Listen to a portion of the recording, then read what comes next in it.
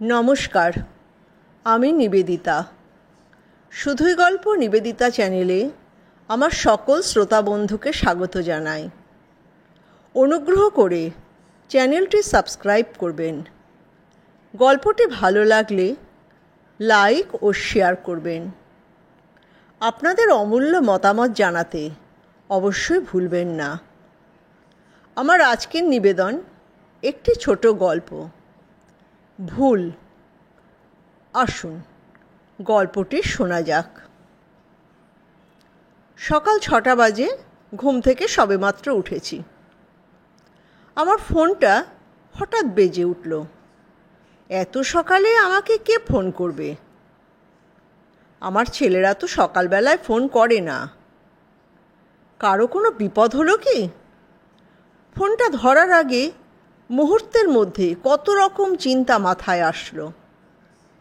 ফোনটা ধরে দেখলাম নামটা চেনা, আমার বন্ধু রমা। আমি হ্যালো বলতেই ও বলল, উঠেছিস? আমি বললাম, হ্যাঁ।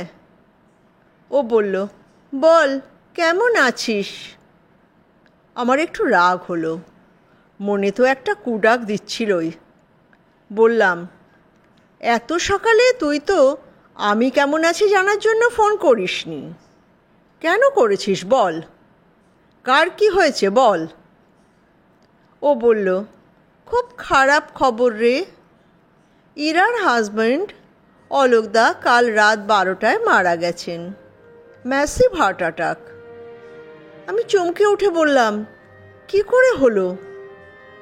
রমা তখন আমাকে বলল, রাত্রিরে 12টা নাগাদ উনি ওয়াশরুম গিয়েছিলেন, ফিরে এসে বিছানায় শুয়েছেন। এমন সময় ইরা শোনে একটা আঁক করে আওয়াজ। ও তাড়াতাড়ি উঠে দেখে অলোকদা নড়াচড়া কিছু করছে না। ও খুব জোরে নাড়া দিতে থাকে, কোনো সাড়া শব্দ পায় না। তাড়াতাড়ি মেয়েকে ফোন করে। মেয়ে জামাই কলকাতাতেই থাকে। মেয়ে 1টার মধ্যেই পৌঁছে যায়। এসেই ওরা হাউস ফিজিশিয়ানকে ডেকে নিয়ে আসে। উনি বাড়ি এসে দেখে বলেন, ম্যাসিভ হার্ট অ্যাটাক। আর কিছু করার নেই, ভোরবেলা এসে সার্টিফিকেট দেব। তা উনি 5টার সময় এসে সার্টিফিকেট দিয়ে গেছেন। দিয়ে যেতেই ওরা সকালেই বডি নিয়ে শ্মশানে চলে যায় শেষকৃত্য সম্পাদন করতে। আমি সব শুনে কেমন থম মেরে বসে রইলাম। ঠিক বিশ্বাস হচ্ছিল না। অলোকদা খুব ছটফটে মানুষ, সারা জীবন খুব ব্যস্ততার সঙ্গে কাটিয়েছেন। ইঞ্জিনিয়ার ছিলেন। ওরা খুব বনেদি পরিবার, দক্ষিণ কলকাতায় বিরাট 3তলা বাড়ি। অলোকদা একটি মাত্র ছেলে, তারও একই মেয়ে, অলোকদা আর ইরার মেয়ে। বিয়েও হয়ে গেছে। অলোকদাও কর্মসূত্রে সারা দেশে ঘুরেছেন, বিদেশেও গেছেন। ইরাও গেছে, কিন্তু ইরা একটা কলেজে পড়াতো, তাই ও সবসময় যেতে পারত না। অলোকদার মধ্যে একটা বোহেমিয়ান ভাব ছিল, এক জায়গায় স্থির থাকতে পারত না। অলোকদার এখন বয়স হয়েছিল 70। রিটায়ার করার পর নিজেই একটা ছোটোখাটো বিজনেস শুরু করেন। ভালোই চলছিল, খুব ব্যস্ত থাকতেন। এই নিয়ে ইরার অনুযোগের অন্ত ছিল না, কিন্তু অলোকদা কান দিত না। বলতেন, সারা জীবন যা যা কর্তব্য করবার করে গেছি, এখন একটু নিজের মনের মতো কাজ করি। ইরারও বয়স 63-64, সেও অবসর জীবনে ছিল। ইরা বলতো, অনেক চাকরি করেছি বাবা, এবার একটু বিশ্রাম নেব। ফোনটা আসার পরে কত কথা ভেবে ফেললাম।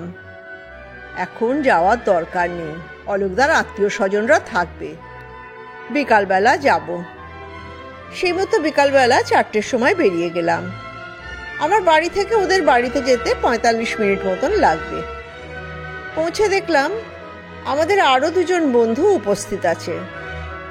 আমরা সবাই এখন সিনিয়র সিটিজেন হয়ে গেছি। সবাইয়ের মুখেই দেখলাম খুব চিন্তার ছাপ। অলোকদার মৃত্যুটা সবাইকে নাড়িয়ে দিয়েছে। হঠাৎ চলে যাওয়াটা মেনে নিতে অসুবিধা হয়। সবাই নিজের কথা ভাবছে, সবাই ভাবছে একা হয়ে গেলে থাকবো কি করে। একাকিত্বের যন্ত্রণা বড় কষ্টের। এখন তো কারো ছেলে মেয়ে আর কাছে থাকে না, কত দূরে দূরে সবাই। ইরাকে জিজ্ঞেস করলাম, তোর মা দিদি কেউ আসবে না? ইরার দিদি ইউএসএতে থাকে। ইরার দিদিও ইঞ্জিনিয়ার ছিল, মাকেও নিয়ে গেছে ইরার বাবা মারা যাওয়ার পর। ইরার দিদির নাম রঞ্জা। দিদি খুব একটা আসে না, হয়তো পারিবারিক কোনো কারণ থাকবে, আমরাও তো জানি না। ইরা বলল, দিদি হয়তো আসবে, মা আসতে পারবে না, অনেক বয়স হয়ে গেছে তো। দিদি কাজের আগে হয়তো আসবে। ইরাকে দেখলাম আকস্মিক মৃত্যুতেও বেশ স্টেডি আছে, কথাবার্তা সুন্দরভাবেই বলছে। সময় মানুষকে অনেক শিক্ষা দেয়, বুঝিয়ে দিয়েছে তোমাকে মাথায় হাত দিয়ে সান্ত্বনা দেওয়ার মতো কেউ নেই, নিজেকেই নিজে দেখতে হবে। আমি জিজ্ঞেস করলাম, ইরা, আমরা তো এক পাড়ার এক স্কুলের বন্ধু, একদম বোনের মতো পাশাপাশি বড় হয়েছি। রঞ্জাদি কেন আসে না তুই বল তো? তোরা তো দুটোই বোন, আর তো কেউ নেই। রঞ্জাদি বিয়েই বা করেনি কেন? সারাটা জীবন একলা কাটিয়ে দিল বিদেশে, এখানেও তো আসে না। সেই যে তোর বাবা মারা যাওয়ার পর মাসিমাকে নিয়ে চলে গেল, আর তো আসেনি। ইরা, যার আসল নাম ইরাবতী, সে অনেকক্ষণ চুপ করে থাকলো, তারপর বলল, আজ তোদেরকে সব বলবো, বলে একটু হালকা হব। অনেক কথা নিজের ভেতরে জমে আছে, বুকে বড্ড চাপ ধরে রে। আমার অনেক কথা আছে, কাউকে বলতে তো হবেই।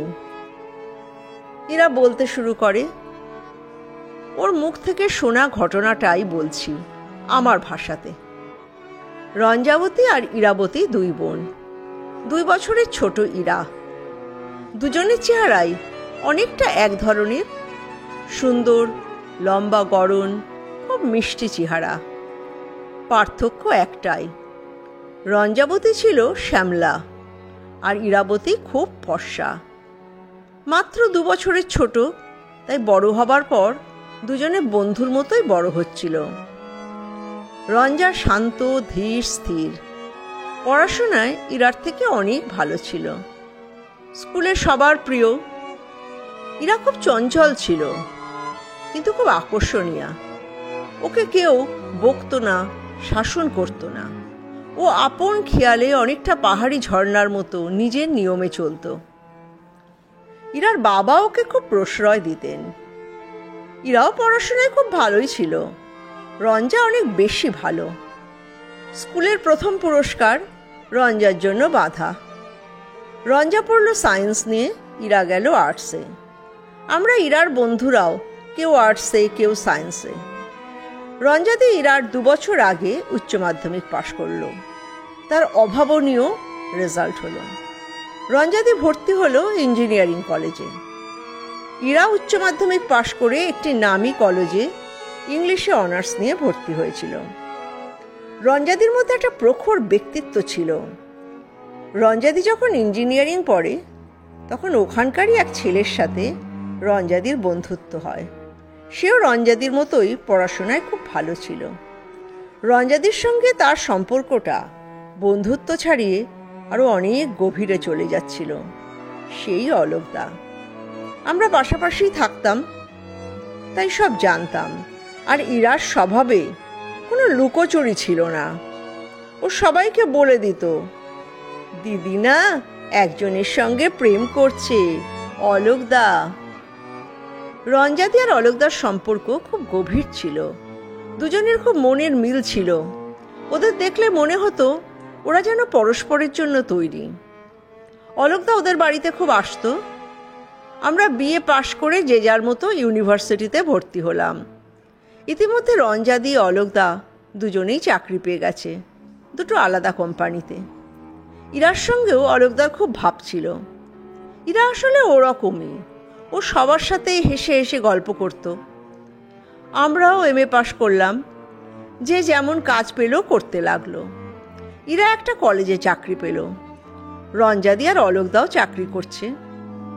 আমাদের কোনো কোনো বন্ধুদের বিয়েও হয়ে যাচ্ছে, আমারও হব।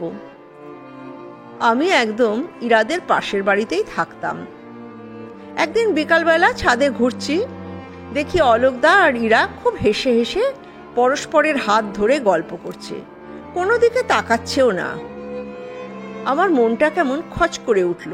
মেয়েদের মন তো। পাড়ার অনেকেই বলতে লাগলো ইরা আর অলোকদাকে এদিক ওদিক ঘুরতে দেখেছে। আমি ভাবছি কি হচ্ছে এসব। রঞ্জাদিও তো স্বাভাবিক, এর মধ্যে আমার বিয়ে হয়ে গেল। আমার আসা যাওয়া লেগেই ছিল। একদিন শুনলাম অলোকদার বাড়ির লোক রঞ্জাদিদের বাড়িতে আসবে বিয়ের কথা বলতে। রঞ্জাদির মা খুব খুশি, বড় মেয়ের বিয়ে হলেই ছোট মেয়ের বিয়ে দেবে। অলোকদা বাড়িতে কি বলেছিল কে জানে, তারা এমনভাবে আসলো যেন সম্বন্ধ দেখতে আসছে। রঞ্জাদি সাজগোজ তেমন করতো না, খুব মার্জিত রুচির মেয়ে ছিল। সে তার মতো করে সেজে এসে বসলো। তার পাশে যখন ইরা এসে বসলো তখন তাকে রাজকুমারীর মতো লাগছিল। অলোকদার বাড়ির লোক ইরাকে দেখে খুব খুশি হয়ে বলল, আমাদের এই মেয়েকে পছন্দ হয়েছে, মানে ইরাকে। রঞ্জাদির মা অবাক হয়ে বললেন, কিন্তু এরকম তো কথা ছিল না। রঞ্জা আর অলোকের তো অনেক দিনের সম্পর্ক। অলোক, তুমি চুপ করে আছো কেন? কিছু বলো।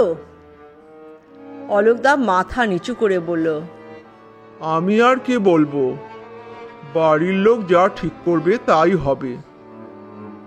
রঞ্জাদি একদম নিশ্চুপ, অপমানে তার চোখ মুখ থেকে তাপ বের হচ্ছে।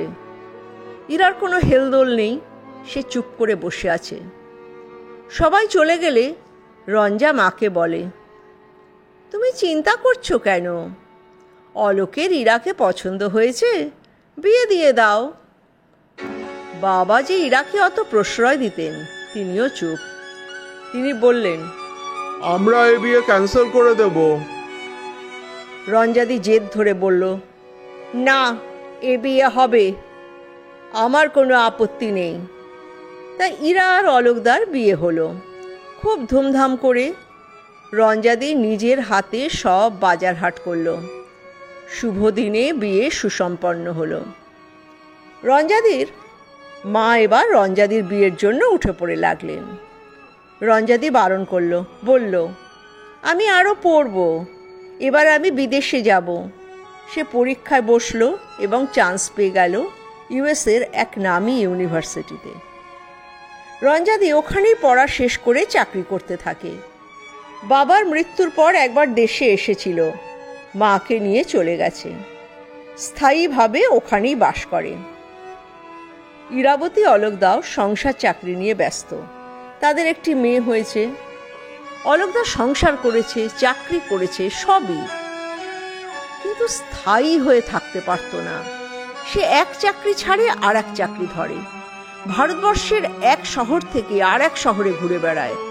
অ্যারাবিয়ান কান্ট্রিজেও চাকরি করতে চলে গেছে। কোনো সময় ইরা গেছে, তবে বেশিরভাগ সময় যায়নি, কারণ তারও তো একটা চাকরি ছিল, মেয়ের পড়াশোনাও আছে। ইরার কথায় মনে হলো কেউ যেন অলোকদাকে তাড়িয়ে নিয়ে বেড়াতো। হয়তো ওর মনেই হয়তো কোনো পাপ বোধ ছিল। ইরার ভাষায় ও আমার মধ্যে দিদিকে খুঁজত, কিন্তু দিদির গভীরতা, দিদির প্রখর বুদ্ধি তো আমার ছিল না। আমি হয়তো দিদির থেকে সুন্দরী, কিন্তু বুদ্ধিতে তো সাধারণ। আমার মধ্যে দিদিকে আশা করা বৃথা।